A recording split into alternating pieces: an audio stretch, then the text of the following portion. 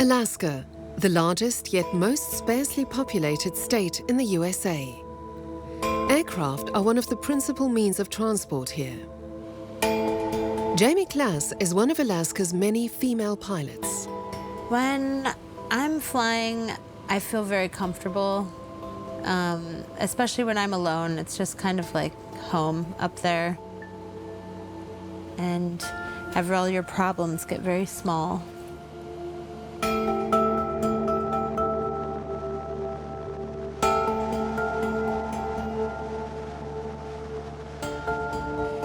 Jamie has been flying all across Alaska for over 20 years. She's taking us on a journey to places that mean a lot to her. Many parts of Alaska are uninhabited, and its 740,000 residents often live in small and remote villages, which is why almost every village has its own airstrip.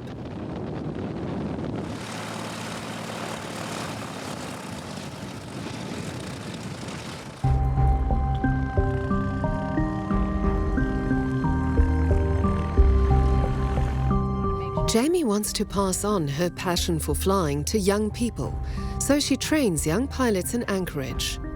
Today, student Laurie Evan is getting hands-on lessons in Jamie's Cessna. So checking the fuel every time before we fly is really important to make sure that it's the correct type of fuel. Should be blue in color.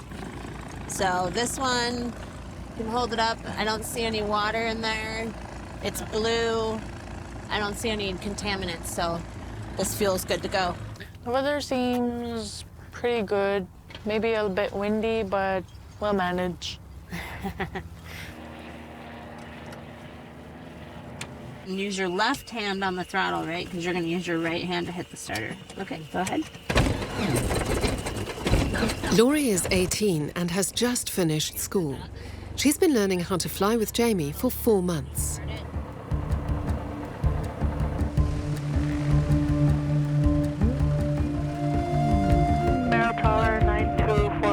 Ready for takeoff. Nice and gentle, more right rudder, more right rudder. There you go. Okay, I'm gonna go ahead and help you with the nose. Watch your airspeed. We wanna be going at about 80. Perfect. What's your airspeed now? It's still at 80. Okay. Right hand turn. So this is gonna be a little bit of a sharper turn. And pull back, pull back, pull back, pull back. There we go. There we go. Nice. They're flying towards the Nick Glacier, about 70 kilometers east of Anchorage. Whoa! It's okay. Just turn away from the mountain. Coming out of the valley is going another way, and we just hit that wind shear coming around the mountain. Yeah, once we get around this corner, the bumps might smooth out. It all depends. Sometimes they could get worse, or they could get better. I don't know. All depends on the wind. The wind can really pick up speed on Nick Glacier. Its enormous dimensions and the ice flows on the river of the same name make it a popular flying destination.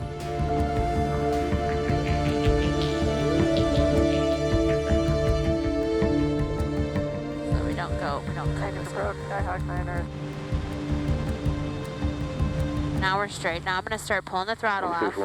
Start your flare. Are you making that short approach? Start your flare. Hold it off, hold it off, hold it off, hold it off, hold it off, hold it off, hold it off, hold it off. Beautiful. This was Laurie's 15th flying lesson. She needs a total of 40 for a private pilot's license.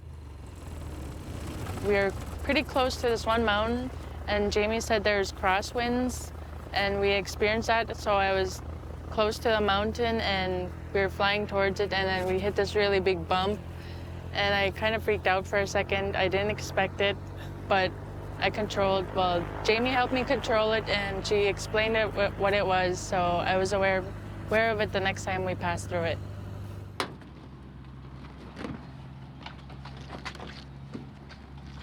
I still haven't had one of them scare me because I just feel so comfortable. And of course, they're doing things and we're doing flight training, and maybe I'm very lucky that nothing horrible has happened. What about VC? Theoretical training is conducted in a hangar on the edge of the airport. Jamie teaches the young people in small groups. They come from remote parts of the country, and the program is free of charge for them. Lori, when's the most dangerous time to stall an airplane? During takeoff? Close to the ground. Yeah. Or landing. It's so tempting if you lose an engine to turn back, but they call it the impossible turn because so many people have died trying to turn back to the runway when it's not possible. So my plan for the aviation program is to really grow it to where there's instructors that are Alaskan Native from the village, and they're the ones teaching. And I would love to mentor these other pilots and these new instructors, and I would hope that our program will continue to grow to the point where I get, I don't have a job there anymore. Jamie works with the NGO Excel Alaska, which aims to orient young people, Indigenous youths in particular, towards a better future.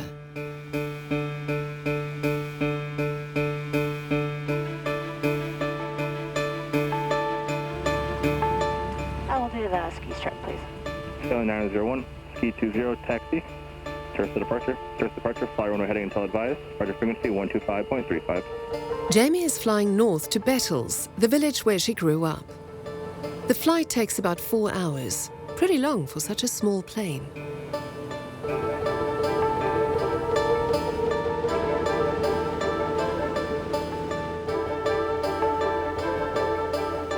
Right now we are going downriver to the village of Alakakit. And I have a close friend that I grew up with. He grew up in Alakakit and I grew up in Bettles. His name is PJ, and we are going to go visit him.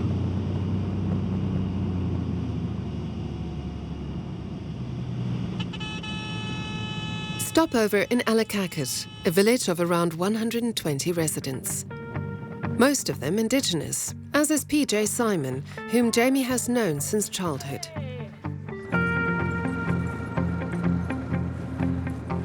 PJ belongs to the Athabaskan Indigenous people of the interior of Alaska. He was mayor of the small community for many years and knows its problems. Alcoholism and drug abuse are rampant. How old were you when you first flew? I was 17 the first time I was at the controls. Wow. So you were, what do you think? Can boys and girls here at Alakakit learn how to fly? Oh, absolutely. The students I teach from all over rural are about 16, 17 when they start. In the community. Oh, yeah. PJ supports Jamie's pilot program for Native Alaskans. Education is important. To us, the ones that live here, is to create a better, safer place for our tribal enrollees to live out their lives and find what fulfillment and satisfaction that they can. It is hard when you grow up in rural and you don't have a lot of resources and you don't see other people around you being pilots. Yeah. To be like, I can be a pilot. You need someone to say, well, no, it's real, you can. And without that person mentoring, it feels so challenging. I think having the confidence in people like you, Jamie, when young men and women put their lives in your hands and you're teaching them to fly. I'm by far not a pilot. I don't pretend to be. That scares me, flying. So. You can always learn.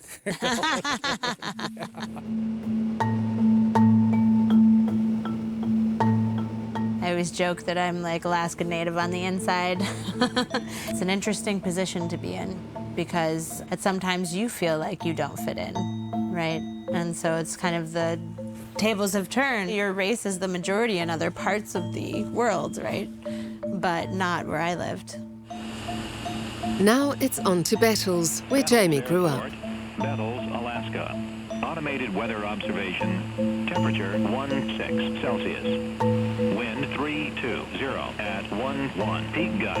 All right, so the wind is out at 320, which means we'll be landing to the north. So we'll be landing on runway 02. Bettles can only be reached by car in winter over an ice road. In summer, planes are the only connection to the outside world. Back when Jamie was little, there were 100 people living in Bettles. Today, there are just over 20. A lot has changed here since Jamie's childhood. To grow up in remote Alaska is really fun. You knew everyone, and you could run between the buildings and the school and the home and the lodge. There's a lot of freedom in our childhood. Jamie's parents moved to Bettles in the early 1970s. Both were pilots and ran Bettles Lodge, a meeting place for locals and pilots. My dad passed away in 2009, and I had come up to run it while he was sick for my parents, and decided just to stay here and run it until I was deciding, do I want to buy the lodge from my mom, or do we want to sell it so she can retire? And it was a really hard decision to leave, and sometimes I still regret it, but now I get to experience new things and different things. I spent a lot of my life here.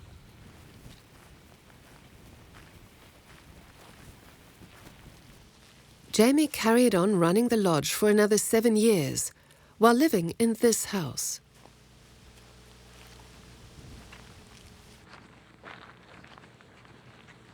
I remember playing in this river a lot as a kid. I remember a lot of parties here at the house. I remember sitting on this bench with many different people who I love. So there's a lot of emotion and that nostalgia where things will never be that way again.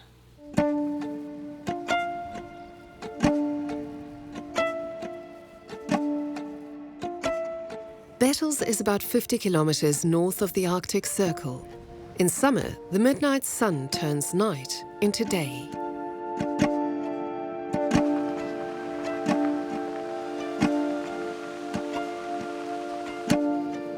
The following morning, Jamie visits Aunt Hannah. Hi, Hannah. Though she's not really related to Jamie.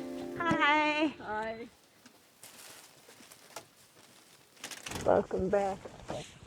Let's go in. I brought some groceries. Oh, did you? Yeah. Okay. Hannah Anderson is 97 and one of the Inupiat.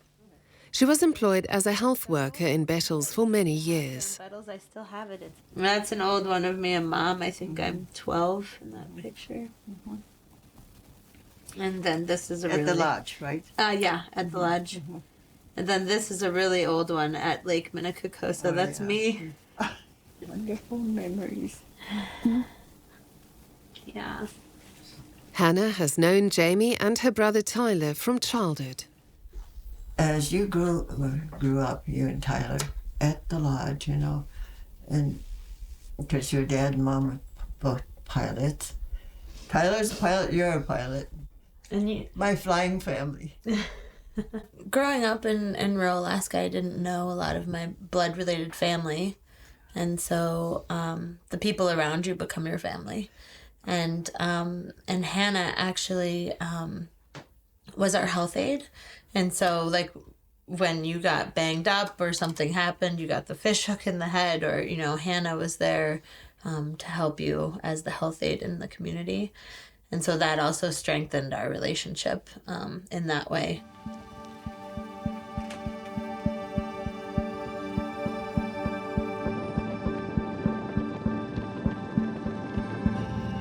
Bettles, any traffic, 901 is taking the active for departure on 20, will be southbound, Bettles.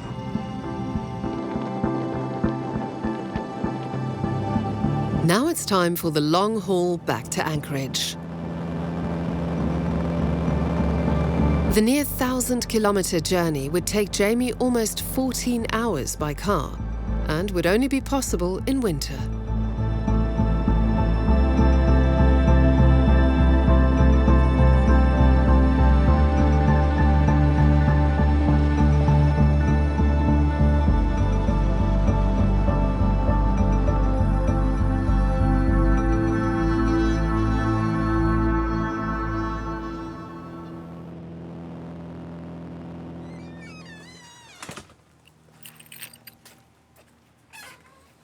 Jamie has been living in Alaska's largest city, Anchorage, for 7 years.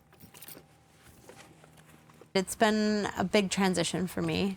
It's the first time I've really lived in a neighborhood that had like garbage collection and a postman that comes to your door. I had to get used to having neighbors on either side. And also it's very fast-paced for me. For a lot of people, maybe Anchorage is very small. But for me, it's a big city. It's the biggest city I've really lived in. Around 300,000 people live in this city, which attracts thousands of tourists every year.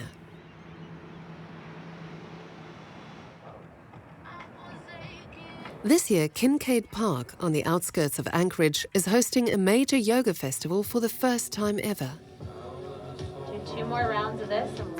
Straighten the legs, reach up, look up. Besides flying, yoga is another of Jamie's great passions. She's been a yoga teacher for 3 years and now teaches Vinyasa Power Flow. Bring the arms down. Tilting the head over to the left. Yoga helps in all sorts of ways in my life, including flying. So being able to drop into the moment, let life unfold in front of you and stay present and focused. Working with your breath if things get stressful and to remain calm. And so that's what we practice in our yoga. And when I'm in the air, it's very similar. If you have a stressful situation with weather or maybe some client or maybe there's an engine failure or something happens, you can calm down and stay in the moment.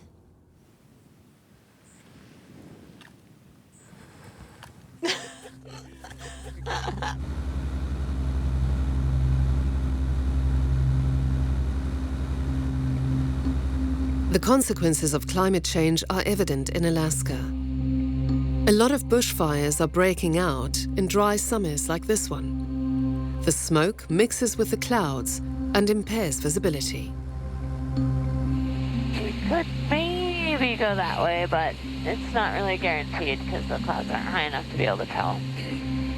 They are less than ideal. Still safe. With my experience level, I still feel very safe for what we're doing, but I could have to turn around at any minute. So due to the smoke from this wildfire, it's just to the north of us. And so it all depends on which way the wind is blowing, how much smoke we will get.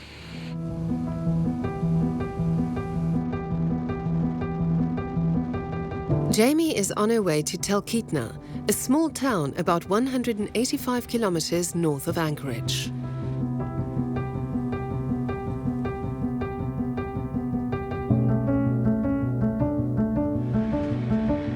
The old Ford Bronco first belonged to Jamie's grandfather.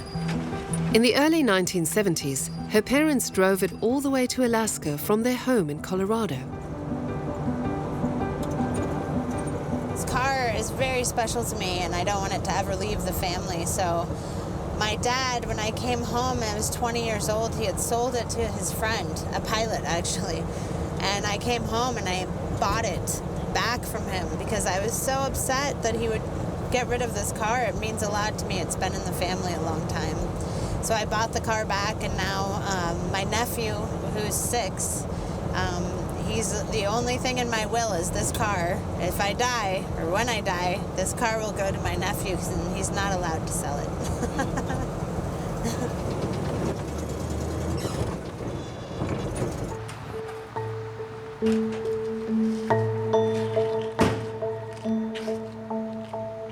Talkeetna, the former gold miners' town, is the starting point for expeditions to the highest mountain in North America. Log cabins and bright storefronts line the main street. From here, tourists are flown to Denali, the Tall One, as it's known in the language of Alaska's indigenous people. Today, Jamie is accompanying her friend and colleague Melissa Burns as co-pilot on a flight to the Ruth Glacier in Denali National Park. Hi. Hi. Excited to fly with you. And me too. Tourists come from all around the world to see Alaska's glacial landscapes. Clear.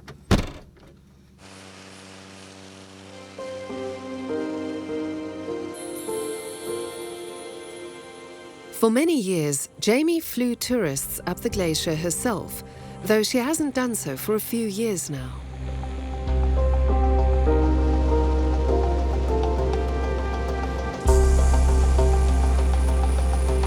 The tours tours were fun, but after a while they're very repetitive. And then I went to medevac thinking, oh, I really want to help the villages. And I realized that it wasn't preventative. It was, you know, kind of too late. You were trying to save someone that had already had the accident or had already been in a domestic violence or already tried to commit suicide. So I wanted to be on the other end of that, hopefully preventing some of it from happening, helping them gain the tools and live the life they want before it would get to that point.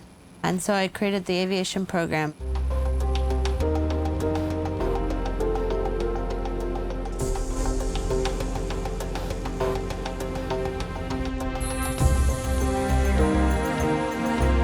Ruth Glacier is 64 kilometers long.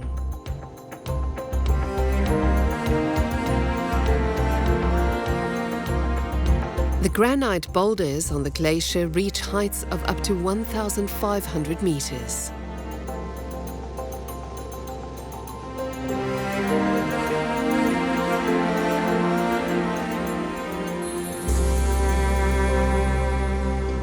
The flight takes 15 minutes and costs about $600 a head.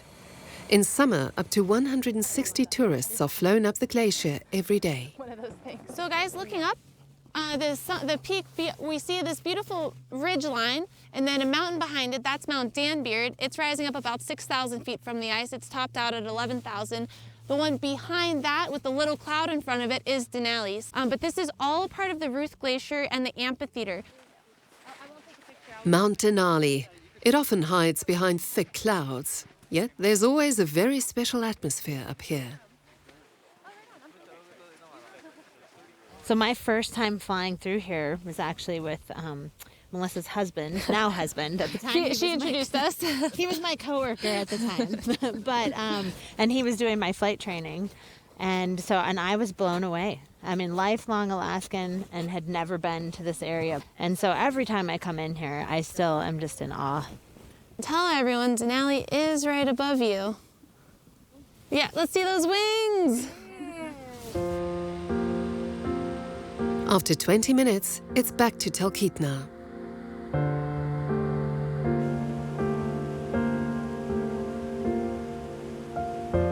Denali National Park is North America's largest protected ecosystem. It's home to many plant and animal species.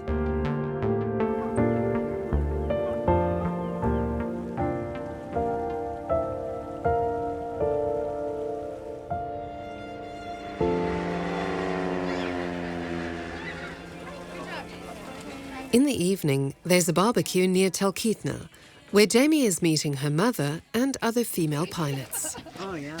Hey, Mom. Hi, Jamie. Oh, Jamie's here. Hey! Good to see you. Good to see you. Welcome. Yeah.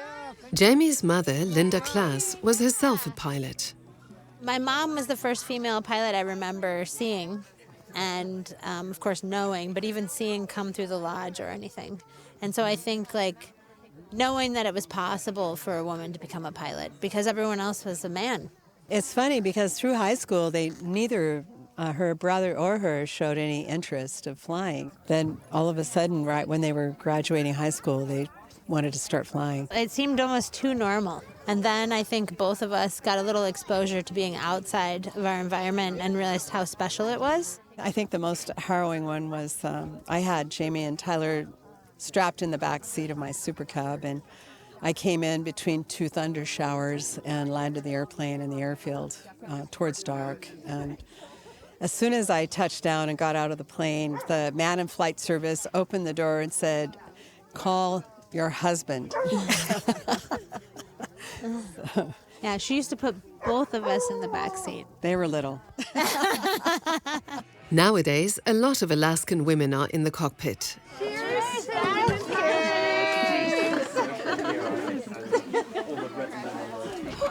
Aviation is so normalized in Alaska that you can't throw a rock without hitting a pilot in this state. My dad was a pilot, and so it was easy to become a pilot because you grow up flying with your family, you know. And so I think that's a story for a lot of female aviators in Alaska. Mm-hmm. Like the women here and the pilots here, we seem, I don't know, maybe we meet each other and we just draw to each other, and you know, you start making your own little, it's like our own little tribe of female pilots, and it's amazing. When I was younger and started flying, I didn't know anyone my age that was a woman that flew. And I only knew a couple women in total that flew. So it has become more accepted and more regular now, and there's a tight culture around being a female pilot. There's a lot of support from other pilots. In Alaska, you'll find quite a few women in the cockpit. But worldwide, the percentage of female pilots is still very low. I can't imagine a life without flying or growing up in rural Alaska. It's such a big part of who I am now. It's become just my daily routine and how I view the world and my perspective and so many of my values and what's important to me.